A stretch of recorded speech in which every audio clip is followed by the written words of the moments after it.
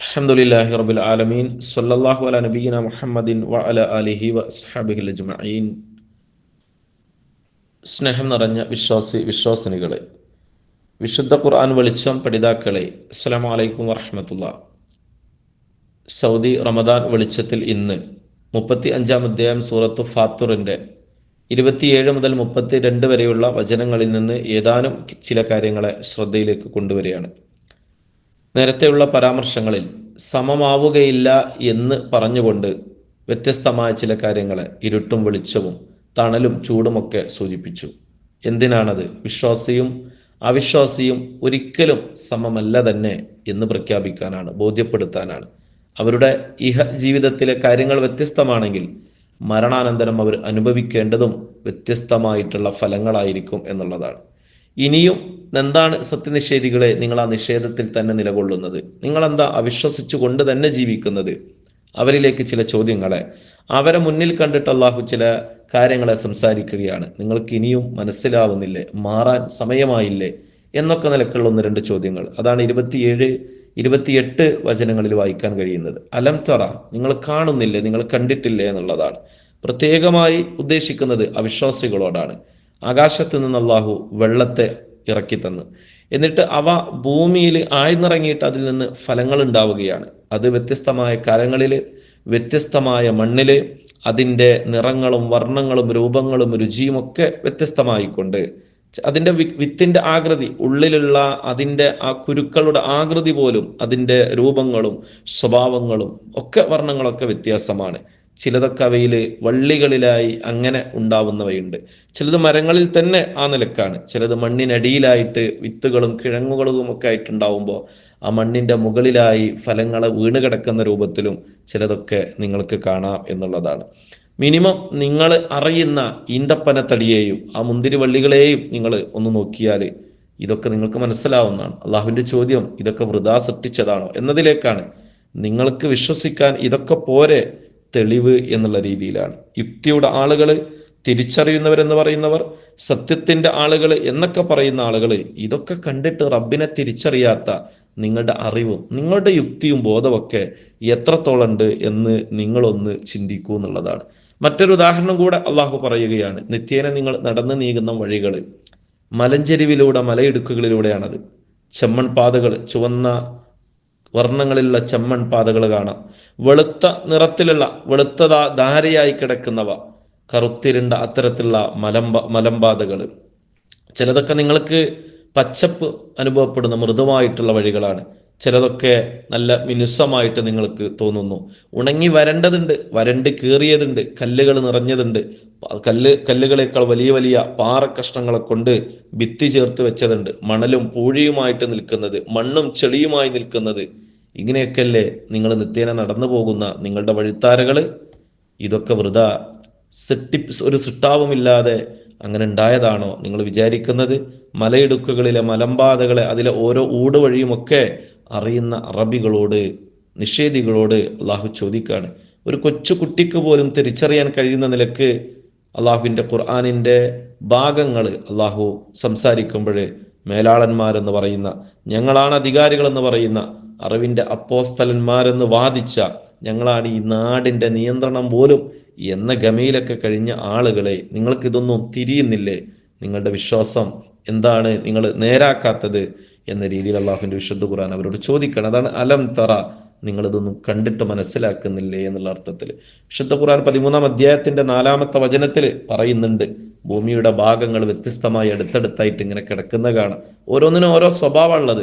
അതിൽ നിങ്ങൾക്ക് അനാബ്, മുന്തിരി കൃഷി കാണുന്നുണ്ട്. വനഖീല്, ആ നിലക്ക് തന്നെ നിങ്ങൾക്ക് വലിയ വലിയ മരങ്ങളായി തടികളായി നിലകൊള്ളുന്ന ഈന്തപ്പനകളെ കാണാം. ചിലതൊക്കെ അതിൻ്റെ മുരടുകളിൽ നിന്ന് തന്നെ പൊട്ടിമുളച്ച് ഫലം കായ്ക്കുന്നവയാണ്. ചിലത് വ്യത്യസ്തമായ മുരടുകളാൽ ആ നിലക്കുണ്ടാവുന്നതാണ്. ഇതൊക്കെ നിങ്ങൾ ശ്രദ്ധിച്ചിട്ടുണ്ടോ? യുസ്ക ബിമാ ഇൻ വാഹിദ്, ഒരൊറ്റ വെള്ളല്ലേ ആകാശത്ത് നിന്ന് ഇറങ്ങുന്നത്? എന്നാൽ നുഫദ്ദിലു ബഅദഹ അലാ ബഅദ് ഫിൽ ഉക്കൽ, അതിൽ നിന്നുണ്ടാവുന്ന തീറ്റ, അതിൽ നിന്നുണ്ടാവുന്ന ഫലങ്ങൾ വ്യത്യസ്തമായ ശ്രേഷ്ഠതകളും വൈവിധ്യങ്ങളൊക്കെ നിറഞ്ഞിട്ടുള്ളതാണ്.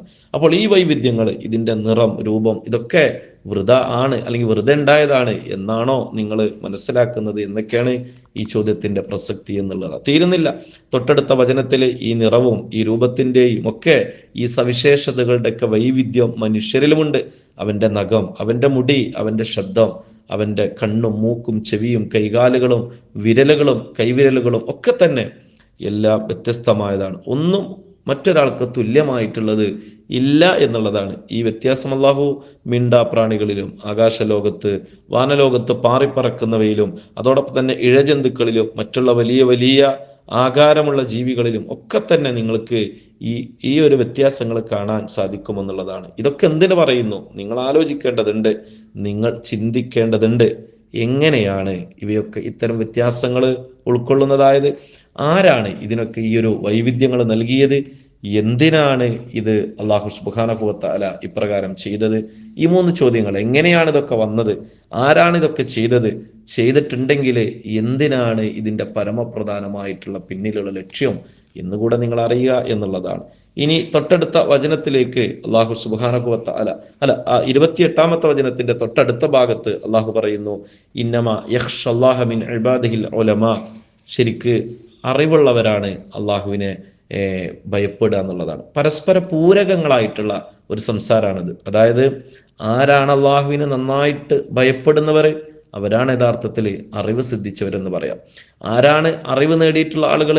അവരുടെ നിലപാടെന്ന് പറഞ്ഞാൽ അവർ അള്ളാഹുവിനെ ഭയപ്പെട്ട് ജീവിക്കുന്നവരായിരിക്കും എന്നുള്ളതാണ്. അപ്പൊ ആ നിലക്കാണ് അള്ളാഹു പറയുന്നത്.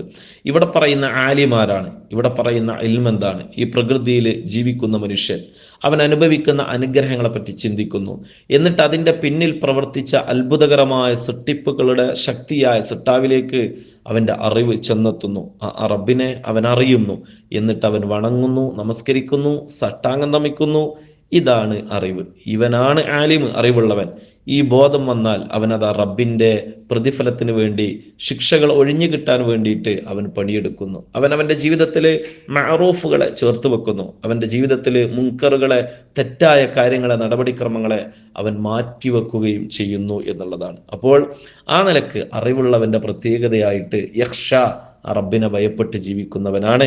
അവൻ പ്രപഞ്ചത്തിൽ നിന്ന് അനുഭവിക്കുന്ന കാര്യങ്ങളിൽ നിന്ന്, അനുഗ്രഹങ്ങളിൽ നിന്ന് റബ്ബിനെ മനസ്സിലാക്കുന്നവനാണ് എന്നുള്ളതാണ്. ഭൗതിക അറിവ് നേടി ഉന്നത ശ്രേണിയിലെത്തിയിട്ടുള്ള ജീവിത ലക്ഷ്യത്തിന്റെ ബേസിക്, അതിൻ്റെ അടിത്തറ പോലും തിരിച്ചറിയാത്ത ആളുകൾ ഉണ്ട് എന്നുള്ളതാണ്. അവരാലിമല്ല. അവർ നേടിയെടുത്തിട്ടുള്ള വിവരമൊന്നും വിവരമായിട്ട് കണക്കാൻ പറ്റൂല എന്നുള്ളതാണ്. അവർ ഇൽമിന്റെ ആദ്യ പടി പോലും ചവിട്ടിയിട്ടില്ല എന്നത്ര ഈ വചനം നമ്മോട് ഓർമ്മപ്പെടുത്തുന്നത് എന്നുള്ളതാണ്. ആധുനിക സമൂഹത്തെ ഇരുത്തി ചിന്തിപ്പിക്കുന്ന ഒരു പ്രയോഗമാണ് അള്ളാഹുവിന്റെ ഖുർആൻ നടത്തിയിട്ടുള്ളത്. വിജ്ഞാനത്തിന്റെ എവറസ്റ്റ് കീഴടക്കാൻ ഒരുങ്ങി പുറപ്പെടുന്ന മക്കൾക്കോ, അല്ലെ, അവരെ പറഞ്ഞയക്കുന്ന മാതാപിതാക്കൾക്കോ വർത്തമാന കാലഘട്ടത്ത് നഷ്ടപ്പെട്ട ഏറ്റവും വലിയ തിരിച്ചറിവാണിത്. എന്ത്? ഇന്നമാ യഖ്ഷല്ലാഹ മിൻ ഇബാദിഹിൽ ഉലമാ. അറിവ് നേടുക എന്ന് പറഞ്ഞാൽ അള്ളാഹിനെ അറിയലാണ് ഏറ്റവും വലുത് എന്നുള്ളത്, അല്ലെ. അപ്പൊ എന്താണ് ഇൽമ്, എന്താണ് ആലിമ് എന്നുള്ളത് അള്ളാഹു സുബ്ഹാൻ, ആരാണ് ആലിമ് എന്നുള്ളത് കൃത്യമായി അള്ളാഹു വിശദീകരിക്കുന്നുണ്ട് എന്നുള്ളതാണ്. വചനം അള്ളാഹു അവസാനിപ്പിക്കുന്നത് വളരെ ചിന്തനീയമായിട്ടാണ്. അവൻ ഗഫൂറാണ്, അവൻ അസീസാണ്. അസീസ് പറഞ്ഞു, ഗഫൂറും പറഞ്ഞു. അതായത് അറിവെന്തെന്നറിഞ്ഞ് അള്ളാഹ് പറഞ്ഞ ഈ അറിവിലേക്ക് ചെന്നെത്തി ആലിമായവൻ, അവനോട് അള്ളാഹുവിൻ്റെ സമീപനം ഗഫൂറാണ്. അള്ളാഹിൻ്റെ അടുത്ത് അതുണ്ട്, അവൻ കാരുണ്യവാനാണ്. എന്നാൽ ജീവിതത്തിൻ്റെ പരമപ്രധാനമായ ലക്ഷ്യത്തിൻ്റെ തിരിച്ചറിവ് പോലും, അതിൻ്റെ ഒരു ആദ്യപാഠം പോലും തൊട്ട് തീണ്ടാതെ കടന്നുപോയി ഭൗതികതയുടെ ഉത്തുംഗതയിൽ മാത്രം അങ്ങനെ ഒരു ഭൗതിക ഭ്രമത്തിൽ ജീവിച്ചു പോയ ഒരാളെ സംബന്ധിച്ച് അള്ളാഹു അസീസാണ്. അവനവൻ്റെ പ്രതാപം കൊണ്ടാണ് അവനെ മറുപടി കൊടുക്കുക, അവൻ ആ നിലക്ക് നടപടി സ്വീകരിക്കുക എന്നതാണ്. അത്ര പ്രതീക്ഷിച്ചാൽ മതി, അസീസായ റബ്ബിൻ്റെ നടപടി പ്രതീക്ഷിച്ചാൽ മതി ഇത്തരക്കാരായ ആളുകളെ. എന്നാൽ ആലിമീങ്ങൾ, അവരെ ഗഫൂറായ റബ്ബിൻ്റെ നടപടികൾക്ക് അവർക്ക് പ്രത്യാശയുണ്ട് എന്ന രീതിയിലാണ്. ഇനി തൊട്ടടുത്ത വചനം 29-ാമത്തെ വചനത്തിലേക്ക് അള്ളാഹു സംസാരിക്കുമ്പോൾ ആലിമിനുണ്ടാകുന്ന 3 ഗുണങ്ങളെയാണ് വിശദീകരിക്കുന്നത് എന്നാണ്. ഖുർആൻ പാരായണമാണത്. കേവലം സ്വന്തം മനസ്സിന് തിരിയാതെ നാവ് കൊണ്ട് കോർത്തെടുക്കുന്ന അക്ഷര വായനയല്ല, മറിച്ച് നാവിൽ ഉത്ഭവിക്കുന്ന അക്ഷരങ്ങളെയും വാക്കുകളെയും വചനങ്ങളെയും പറ്റി ഉള്ളിൽ നിർഗളിക്കുന്ന ആശയമായി, ചിന്തയായി, ആലോചനയായി, സന്തോഷത്തിൻ്റെയും സങ്കടത്തിൻ്റെയും പ്രതീക്ഷയുടെയും ഭയപ്പാടിൻ്റെയും ഒക്കെ വികാരങ്ങൾ, മാനസികമായിട്ടുള്ള അവസ്ഥകൾ അവനിലൂടെ അലതല്ലി ഓളമടിച്ച് ആ നിലക്ക് അവൻ ആ വിശുദ്ധ ഖുർആനിനെ മനസ്സറിഞ്ഞ് ഓതലാണ് തിലാവത്ത്. അവൻ്റെ മനസ്സതിൽ പങ്കെടുക്കണം. ഖുർആനിൻ്റെ പ്രതീക്ഷകൾ നൽകുന്ന വാക്കുകൾ വരുമ്പോൾ സന്തോഷത്തോടെ ആ മനസ്സതിൽ പങ്കുചേരാൻ കഴിയണം. ഖുർആനിൻ്റെ ഇൻദാറുകൾ വരുമ്പോൾ, ശിക്ഷാ നടപടികളെ പറ്റി പറയുന്ന സംസാരങ്ങൾ കേൾക്കുമ്പോൾ ഭയചകിതമായി വിറയലോടെ ആ ഭാഗത്തുകൂടെ പാരായണം ചെയ്ത് കടന്നു പോകാൻ അവൻ്റെ അധരങ്ങൾക്കും അവൻ്റെ കണ്ണിനും അവൻ്റെ കാതിനും ശരീരാവയവങ്ങൾക്കും ഒക്കെ കഴിയുന്നുവെങ്കിൽ അവൻ്റെ ഖുർആനിനോടുള്ള സമീപനത്തിനാണ് തിലാവത്ത് എന്ന് പറയുക. ഇങ്ങനെയാണ് നമ്മൾ മനസ്സിലാക്കേണ്ടത്. അപ്പോൾ ഈ നിലക്കൊരാൾ വിശുദ്ധ ഖുർആനിലേക്ക് അടുക്കുക. ഇതാരാണ് ആ നിലപാട് ഖുർആനുമായിട്ട് സ്വീകരിക്കുന്നവൻ? അവൻ ആലിമായിരിക്കും എന്നുള്ളതാണ്. അപ്പൊ ആലിമിന്റെ ഒന്നാമത്തെ അടയാളം അവൻ വിശുദ്ധ ഖുർആനായിട്ട് ആ നിലക്കുള്ള ബന്ധം ഉണ്ടാവും എന്നുള്ളതാണ്. മറ്റൊന്ന്, ആലിമിന്റെ ഇൽമുകള് അവൻ ആ നിലക്ക് എന്ത് ചെയ്യും? തേച്ചു മിനിക്കാനും പുതുക്കാനൊക്കെ ഓരോ അറിവ് ലഭിക്കുമ്പോൾ തരംതിരിക്കുക ഒക്കെ ചെയ്യേണ്ടത് ഈ ഖുർആനിന്റെ ഇൽമു വെച്ചാണ്. അവൻ ഖുർആൻ പഠിച്ചിട്ട് അതിൽ നിന്ന് കിട്ടിയിട്ടുള്ള ബോധത്തോടെ ആയിരിക്കണം അവൻ മുന്നോട്ട് കടന്നു പോകുമ്പോൾ സംശീകരിക്കുന്ന, ആഗിരണം ചെയ്യുന്ന, അവനിലേക്ക് വന്നെത്തിച്ചേരുന്ന അറിവുകളൊക്കെ അവൻ പട്ടിക തിരിക്കേണ്ടത്, തരംതിരിക്കേണ്ടത് ഈ ഖുർആനിനെ വെച്ചിട്ടായിരിക്കണം എന്നുള്ളതാണ്. അപ്പൊ അത് ഖുർആൻ കൂടെ ഉണ്ടാവണം. ആ നിലക്ക് വിവരമുള്ളവൻ അപ്പോൾ ആദ്യം പഠിക്കാൻ ശ്രമിക്കേണ്ടതും വിശുദ്ധ ഖുർആനിന്റെ ആശയങ്ങളാണ്. കാരണം അത് വെച്ചിട്ട് വേണം അവൻ ഉരസി നോക്കാൻ. അങ്ങനെയുള്ള ഒരു ഉരസകല്ലാണ്, വിജ്ഞാനങ്ങളെ തരംതിരിക്കാനുള്ള ഒരു ഉരസകല്ലാണ് ഈ വിശുദ്ധ ഖുർആൻ എന്ന് നമുക്ക് മനസ്സിലാക്കാം. ഇനി തൊട്ടടുത്തത് രണ്ടാമത്തെ അടയാളം പറയുന്നു. ആര്? ആലിമിന്റെ, ഉലമാക്കളുടെ രണ്ടാമത്തെ അടയാളം. അവർ ഈ പ്രപഞ്ചത്തെ കണ്ടു, പ്രപഞ്ചനാഥനെ തിരിച്ചറിഞ്ഞു, വിശുദ്ധ ഖുർആൻ അവര് തിലാവത്ത് നടത്തി, തിലാവത്ത് മനസ്സറിഞ്ഞ് അതിലൂടെ എല്ലാം അതിൻ്റെ അകവും പൊരുളും ഒക്കെ അറിഞ്ഞ് അവൻ ആ നിലക്ക് മുന്നോട്ട് പോയി. ഇനിയോ അവൻ്റെ മനസ്സിങ്ങനെ ആഗ്രഹിക്കാണ് നന്മയിൽ എനിക്ക് കടന്നു പോകണം എന്നുള്ളത്. വിശുദ്ധ ഖുർആന്റെ പാരായണം നടത്തിയാലേ പിന്നീട് ആ മനസ്സ് തേടുന്നത് എനിക്ക് എന്തിനി ചെയ്യാനുള്ളത് എന്നാണ്, ഞാൻ ആരാവണം എന്നുള്ളതാണ്. അത്തരത്തിലുള്ള ചോദ്യങ്ങൾ വരുമ്പോൾ ഉത്തരങ്ങളായിട്ട് ഖുർആൻ പറയുന്നു, അഖാമുസ്സല, അവനിൽ ഉണ്ടാവേണ്ട ഒരു ക്വാളിറ്റി നിസ്കാരം നിലനിർത്തുക എന്നുള്ളതാണ്. അല്ലെ, അവൻ്റെ മനസ്സ് നന്മയിൽ സൂക്ഷിക്കാനും തിന്മ അശുദ്ധി വരാതെ കാത്തു സൂക്ഷിക്കാനും ഒക്കെ അവന് നമസ്കാരത്തെ, അതും സംരക്ഷിക്കാൻ നമസ്കാരത്തെ അവൻ ഉണ്ടായിരിക്കണം എന്നുള്ളതാണ്. അതാണ് അതിൻ്റെ അടിസ്ഥാനം. അതതിൻ്റെ അടയാളമാണ്. നമസ്കാരം സൂക്ഷിക്കുന്നവനെ, അത് ഇഖാമത്ത് നിലനിർത്തുന്നവനെ ആ നിലക്കുള്ള ഒരു ക്വാളിറ്റിയോടുള്ള നിസ്കാരമായാൽ അവനെ സംബന്ധിച്ച് അവൻ തിന്മയിൽ നിന്ന് മാറി നിൽക്കുമെന്നുള്ളതാണ്. അപ്പൊ ആ ഒരു കാര്യത്തെയാണ് ഇഖാമസ്വല എന്ന് പറഞ്ഞിട്ടുള്ളത് എന്നാണ്. അടുത്തത് അവൻ്റെ മറ്റൊരു ക്വാളിറ്റി, മൂന്നാമത്തത്, ഈ നിലക്കവൻ ചെലവഴിക്കും, മറ്റുള്ളവർക്ക് ചെലവ് നൽകുന്നുള്ളതാണ്. അതായത് ഉദ്ദേശിക്കുന്നത് ഒരു സാമ്പത്തിക ശുദ്ധി വരുത്തലാണ്. മനുഷ്യനെ ക്രൂരനാക്കുന്നതിൽ പ്രധാന പങ്ക് സമ്പത്തിനാണ്. അല്ലെ, അകമഴിഞ്ഞ് പരിധി വിട്ട് അതിനെ സ്നേഹിക്കുകയും നേടിയെടുക്കലും പിടിച്ചു വെക്കലൊന്നും ശരിയല്ല. മനുഷ്യൻ മൃഗമായി തീരും, പാടില്ല. അല്ലെ, മനുഷ്യൻ മൃഗമായി തീരും അങ്ങനെയാണെങ്കിൽ. അപ്പൊ അത് ഇല്ലാതിരിക്കാൻ വേണ്ടിയിട്ടാണ് എന്ത് ചെയ്യണം? നീ സക്കാത്ത് നൽകണം, നീ സ്വതക്ക നൽകണം, നീ കടമായി മറ്റുള്ളവർക്ക് നൽകണം. ചിലതൊക്കെ നീ വസിയത്തായി രേഖപ്പെടുത്തി വെക്കണം, ചിലതൊക്കെ നീ ഭക്ഷണമായി നൽകണം, വസ്ത്രമായി, സമ്മാനമായി. അയൽവാസികളെ പരിഗണിക്കണം, കൂട്ടുകാരെ, അടുത്ത ബന്ധുക്കളെ, അകന്ന ബന്ധുക്കളെ. ഇതൊക്കെ അള്ളാഹു നൽകിയതിൽ നിന്ന് നീ അങ്ങനെ കൊടുക്കുമ്പോഴേ നിന്റെ മനസ്സ് മനുഷ്യനായി മനുഷ്യത്വത്തിൽ നിലകൊള്ളാൻ നിനക്ക് കഴിയുന്ന. പ്രയാസം എല്ലാവർക്കും ഒരേ രുചിയാണ് ഈ ഭൂമി ലോകത്ത് നൽകുന്നത്. അത് നിനക്ക് മനസ്സിലാകുമ്പോൾ മറ്റുള്ളവനെ സഹായിക്കാൻ കഴിയുമെന്നുള്ളതാണ്. സഹോദരൻ പ്രയാസപ്പെടുമ്പോൾ നൽകാനുള്ള നിന്റെ മനസ്സ്, അത് മനുഷ്യത്വത്തിന്റെ അടയാളമാണ്. കൊടുക്കാതിരിക്കുന്ന, ആ പിടിച്ചു വെക്കുന്ന ഒരു ദുരവസ്ഥ, അത് നീ മനുഷ്യനല്ല എന്ന് അടയാളപ്പെടുത്തലാണ്. പ്രയാസം നിന്നെ അലട്ടുന്നുവെങ്കിൽ നിന്റെ മനസ്സ് മൃദുവാണ്. മറ്റുള്ളവന്റെ പ്രയാസം നിന്നെ ഒരു ഉറക്കം കെടുത്തുമെന്നുവെങ്കിൽ, അത് നിന്നെ കരളലിയിപ്പിക്കുന്നുവെങ്കിൽ നിന്റെ മനസ്സ് മൃദുവാണ്. ആ മനസ്സിനെ നീ കല്ലാവാതെ സൂക്ഷിക്കണം. അത് കല്ലായി കഴിഞ്ഞാൽ അള്ളാഹുവിൻ്റെ അടുത്തുനിന്ന് പോലുമുള്ള പാപമോചനത്തിന് വകയില്ലാത്ത വിധം അതാ നിലക്ക് മാറിപ്പോയിട്ടുണ്ടാവും, ഉറച്ചുപോയിട്ടുണ്ടാവും. അതുകൊണ്ട് നിന്റെ മനസ്സിന്റെ അലിവ് നിലനിർത്താൻ നീ മറ്റുള്ളവരിലേക്ക് എത്തണം എന്നാണ്, നീ ചെലവഴിക്കണം എന്നാ. ചെലവഴിക്കുമ്പോൾ സിർറൻ വ അലാനിയ, അത് രഹസ്യമായും പരസ്യമായിട്ടൊക്കെ ചെയ്യണമെന്നുള്ളതാണ്. എന്താണ് ചോദിച്ചു വരുന്നവരുണ്ട്, അതാണ് ആ നിലക്ക് അലാനിയ, പരസ്യമായി അവനവന്റെ കാര്യം പറഞ്ഞ് വീട്ടുമുറ്റത്തെത്തും, നമ്മളടുക്കലേക്ക് എത്തും, അവൻ മെസ്സേജ് അയച്ചിട്ട് വിളിച്ചിട്ട് ചോദിക്കും. അത് പരസ്യമാണ്. കൊടുത്തു പോകണം, കൊടുത്തേ തീരൂ, വേറെ വഴിയില്ല. മറ്റൊന്നുള്ളത്, നീ അങ്ങോട്ട് ചെന്ന് കണ്ടെത്തേണ്ട വിഷയങ്ങളാണ്, അന്വേഷിക്കേണ്ടി വരും. ആള് നിന്നെ തേടി വരില്ല, പക്ഷെ നീ നിന്നിൽ നിന്ന് കൊടുക്കാൻ അവനെ തേടി പോവേണ്ടതുണ്ട്. അതാണ് സിർറൻ, രഹസ്യമായിട്ടും എന്നുള്ളത്. അപ്പൊ ഈ നിലക്കൊക്കെ ഉള്ള ആ ഒരു ഒരു ഒരു ചെലവഴിക്കലാണ് ഈ ആലിമായ ആളുടെ മൂന്നാമത്തെ അടയാളം എന്നാണ്. മറ്റൊരു ചിന്ത കൂടെ ഉള്ളത്, ഇവിടെ നമസ്കാരം മാത്രമേ പറഞ്ഞിട്ടുള്ളൂ എന്നാണ്. ആലിമിന് നമസ്കാരം മാത്രം പോരാ, പക്ഷെ നമുക്ക് കാണാൻ കഴിയുന്നത് അതൊരു ഒരു പ്രതിനിധീകരിക്കലാണ്. ഈ ഇബാദത്ത് ഒന്ന് റെപ്രസെന്റ് ചെയ്യാണ്. എന്തിന്? ആലിമിന്റെ വ്യക്തി ജീവിതം ശുദ്ധിയായിരിക്കണം, അവന്റെ രഹസ്യ ജീവിതം, അവന്റെ പേഴ്സണൽ പ്രൈവറ്റ് ആയിട്ടുള്ള അവന്റെ ജീവിതം അത് വളരെ ശുദ്ധിയായിരിക്കണം എന്നുള്ളതിന്റെ ഒരടയാളം പറഞ്ഞതാണ് അതിലെ ബൃഹത്തായ നമസ്കാരം പറഞ്ഞുകൊണ്ട്. അവന്റെ സാമൂഹിക ഇടപെടലുകൾ കൂടി ശുദ്ധിയാവണം എന്നതിനെ റെപ്രസെന്റ് ചെയ്തതാണ് ഈ പറയപ്പെട്ട ചെലവഴിക്കല് അഥവാ ഈ സക്കാത്തായിട്ട് ബന്ധപ്പെട്ട വിഷയങ്ങൾ എന്നാണ്. അപ്പൊ അവന്റെ സാമൂഹ്യപരമായ കടമകൾ, ഉത്തരവാദിത്തങ്ങൾ എല്ലാം പക്കയായിരിക്കണം എന്നുള്ള രീതിയിൽ തന്നെയാണ്. ഈ രണ്ട് ഭാഗം ഒരാൾ ക്ലിയർ ആയാൽ അത് ആലിമിന്റെ അടയാളമുള്ളവനാണ്, അവനാണ് ആ നിലക്കുള്ളത്. ഇങ്ങനെയൊക്കെ ആയാൽ എന്താണ് നേട്ടം? അതാണ് അടുത്തതായിട്ട് വിശദീകരിക്കുന്നത്.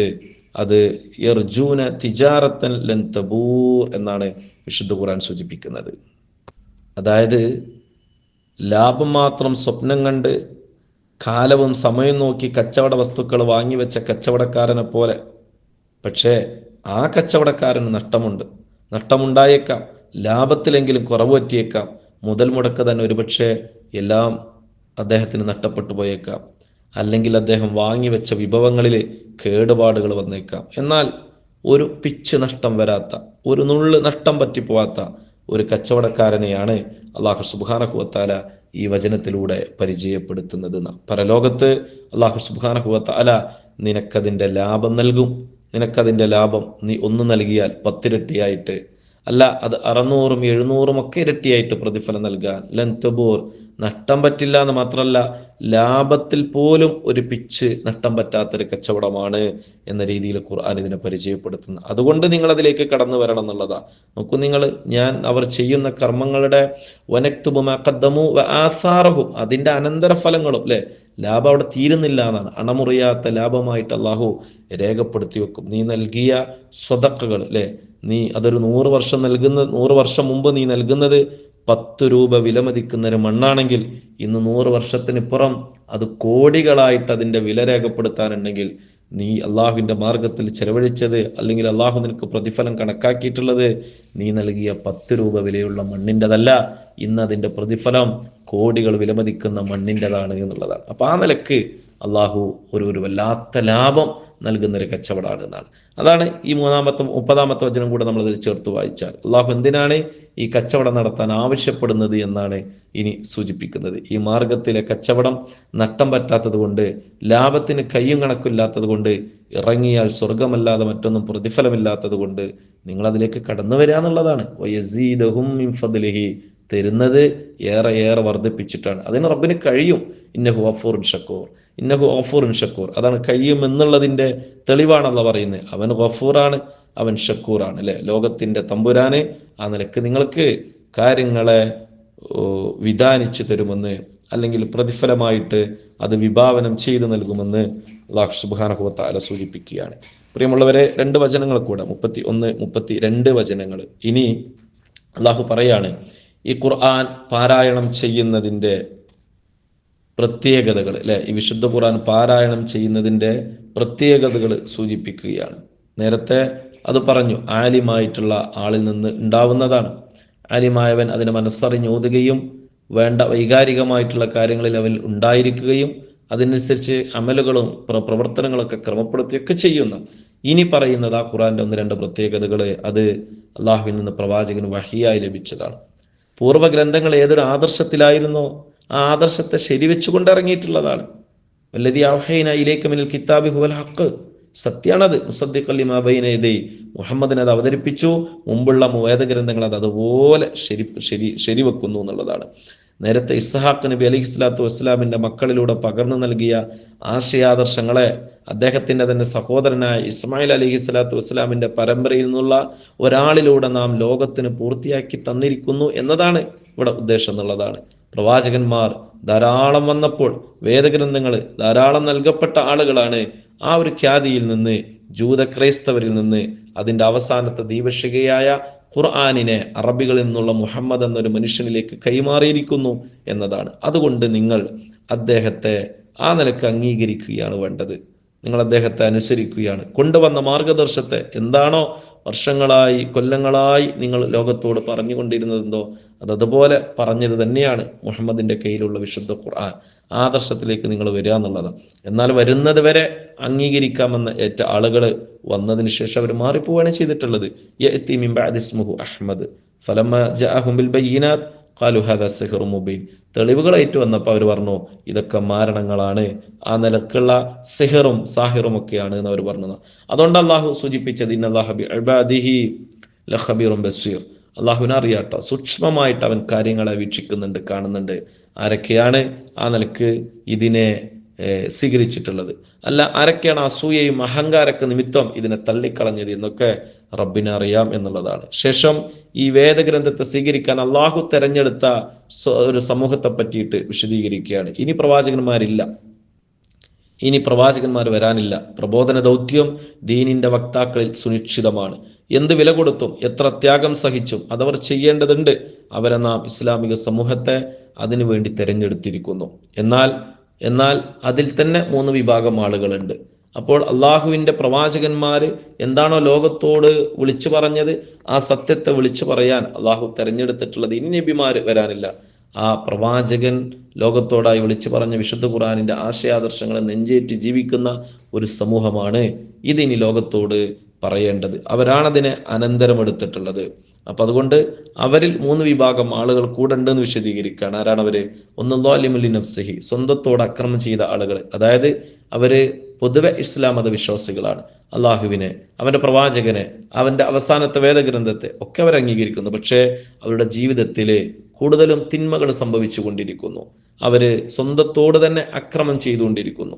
സ്വന്തത്തോട് അക്രമം ചെയ്യുക എന്ന് പറഞ്ഞാൽ തെറ്റുകൾ ചെയ്യുന്നത് യഥാർത്ഥത്തിൽ മറ്റുള്ളവരോടാണ് എന്ന് തോന്നിയേക്കാമെങ്കിലും അതിൻ്റെ ഒരു നശ്വരമായിട്ടുള്ള അല്ലെങ്കിൽ പ്രത്യക്ഷമായിട്ടുള്ള ആ തെറ്റിന്റെ ഫലം അനുഭവിക്കുന്നത് ഒരു പക്ഷേ മറ്റൊരാളൊക്കെ ആയിരിക്കാം.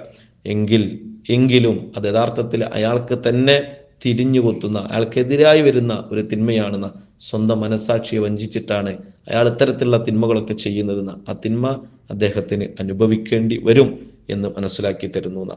ആദ്യത്തെ പ്രാർത്ഥന റബ്ബന ളലംന അൻഫുസന, ആദം അലൈഹിസ്സലാത്തു വസ്സലാമിന് തെറ്റുപറ്റിയപ്പോൾ ഞങ്ങൾക്ക് തന്നെ തെറ്റുപറ്റി നാഥ എന്നവര് പ്രാർത്ഥിക്കാനുണ്ടായ സാഹചര്യം നമ്മളിവിടെ ചേർത്ത് വായിക്കുക. അപ്പോൾ ഒരാൾ തെറ്റ് ചെയ്യുന്നത് ആർക്കും ഒരു നഷ്ടമല്ല, റബ്ബിനൊന്നും വരാനില്ല. അതിൻ്റെ തീരാ നഷ്ടം നിനക്ക് തന്നെയാണ്.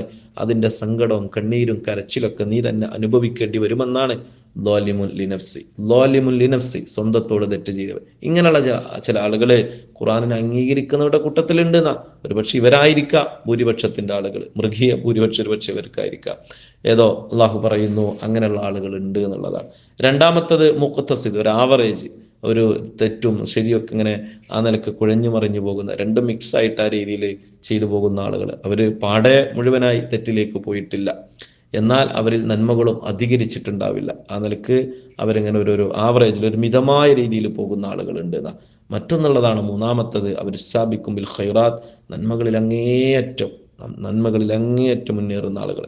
അപ്പൊ അള്ളാഹുവിന്റെ പ്രവാചകന്റെ ഈ വേദഗ്രന്ഥത്തെ അനന്തരമെടുത്ത ആളുകൾക്കിടയിൽ, ഇങ്ങനെയുള്ള അറിവ് നൽകപ്പെട്ടവർക്കൊക്കിടയിൽ ഈ ഒരു 3 വിഭാഗം ആളുകളുണ്ട് എന്നുള്ളതാണ്. അതിലെ മൂന്നാമത്തതാണ് ഏറ്റവും നന്നായിട്ടുള്ള വിഭാഗം. അവർക്കാണ് ഏറ്റവും വമ്പിച്ച പ്രതിഫലമുള്ളത്. ആ വിഭാഗത്തെയാണ് അള്ളാഹു പ്രതീക്ഷിക്കുന്നത്. ആ വിഭാഗത്തിലേക്ക് കടന്നെത്താനാണ് മുഖത്തസിദായവനും ളാലിമുൽ നഫ്സി ആയവനൊക്കെ ശ്രദ്ധിക്കേണ്ടത് എന്നുകൂടെയാണ്. അതുകൊണ്ട് മൂന്നാമത്തെ വിഭാഗത്തെ പറ്റി പറഞ്ഞപ്പോൾ അള്ളാഹു പറഞ്ഞു ദാലിക ഹുവൽ ഫദ്ലുൽ കബീർ, അത് പടച്ചോൻ തന്നിട്ടുള്ള വല്ലാത്ത ഒരു നിഅമത്താണ് എന്ന രീതിയിൽ, അനുഗ്രഹമാണ് എന്ന രീതിയിൽ അള്ളാഹു സൂചിപ്പിക്കുകയാണ്. നോക്കൂ, ഇനി വചനം അവസാനിപ്പിക്കുന്നത് ദാലിക ഹുവൽ ഫദ്ലുൽ കബീർ, അതാണ് കേട്ടോ മഹത്തായ ഔദാര്യം എന്ന് പറയുന്നുണ്ട്.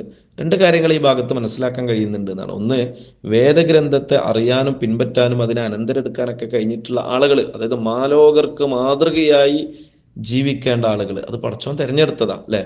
അത് ഒരു വല്ലാത്ത അനുഗ്രഹമാണ്. വേദഗ്രന്ഥത്തിന്റെ ആകാശലോകത്തുനിന്ന് അവതീർണമായ മണ്ണിലേക്ക് അവതരിപ്പിക്കപ്പെട്ട വേദഗ്രന്ഥത്തിന്റെ ആളുകളായി കോടാനുകോടി ജനങ്ങൾക്കിടയിൽ ഒരു ചെറിയ ന്യൂനപക്ഷം നിങ്ങൾ മറ്റുള്ളവരെ ഈ വേദഗ്രന്ഥത്തിന്റെ ആളായി പ്രതിനിധീകരിക്കേണ്ടവരാണെങ്കിൽ അത് പടച്ചോൻ നിങ്ങൾക്ക് നൽകിയ ഫضലായിട്ടാണ് കാണേണ്ടത് എന്നുള്ളതാണ്. നിങ്ങൾ നിർവഹിക്കുന്ന ഉത്തരവാദിത്വം പ്രവാചകന്മാർ, ലക്ഷത്തിൽ പരം പ്രവാചകന്മാർ ലോകത്തോട് പറഞ്ഞ വല്ലാത്ത ഒരു ഉത്തരവാദിത്തമാണ്, നിർവഹിച്ച ഉത്തരവാദിത്തമാണ്. അതുകൊണ്ട് ചില്ലറയല്ല വിഷയം എന്നുള്ളത് മനസ്സിലാക്കാൻ അവരെ കോതിക്കൊടുത്ത ആയത്തുകൾ, അവർ പറഞ്ഞ മതവിധികൾ, അവരെ കണ്ട് ജനം ഇസ്ലാമിനെ അറിഞ്ഞത്, ആ രീതിയിൽ കഴിഞ്ഞു പോകേണ്ടവരാണ് നിങ്ങൾ.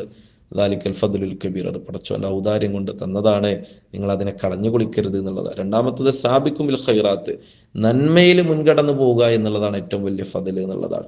അതുകൊണ്ട് ദ്വാലിമുൽ നഫ്സിന്റെ ശിക്ഷ പറയുന്നില്ല, മുഖത്തസദിന്റെ ശിക്ഷ പറയുന്നില്ല, ഖൈറാത്തിന്റെ നന്മ പറയുന്നു. സാബിക്കുമിൽ ഖൈറാത്തിന് വരാൻ പോകുന്ന ഇവരൊക്കെ ഈ ഒരു കാറ്റഗറിയിലേക്ക് കടന്നു വരേണ്ടവരാണ് എന്നുള്ളതാണ്. അല്ലാഹു സുബ്ഹാനഹു വ തആല ആ നിലക്ക് കാര്യങ്ങളെ മനസ്സിലാക്കാനൊക്കെ ഈ പറയപ്പെട്ട അറിവ് നൽകപ്പെട്ട അള്ളാഹു തെരഞ്ഞെടുക്കപ്പെട്ട ആളുകളിൽ സാബിക്കും ബിൽ ഖൈറാത്തിന്റെ ആളുകളായി മാറാനും പ്രവർത്തനങ്ങളൊക്കെ ചെയ്യാനൊക്കെ കഴിയുക എന്നുള്ളതാണ് വലിയ കാര്യമായിട്ട് സൂചിപ്പിക്കുന്നത്. അള്ളാഹു അനുഗ്രഹിക്കട്ടെ. അസ്സലാമു അലൈക്കും വറഹ്മത്തുള്ളാഹി വബറകാതുഹു.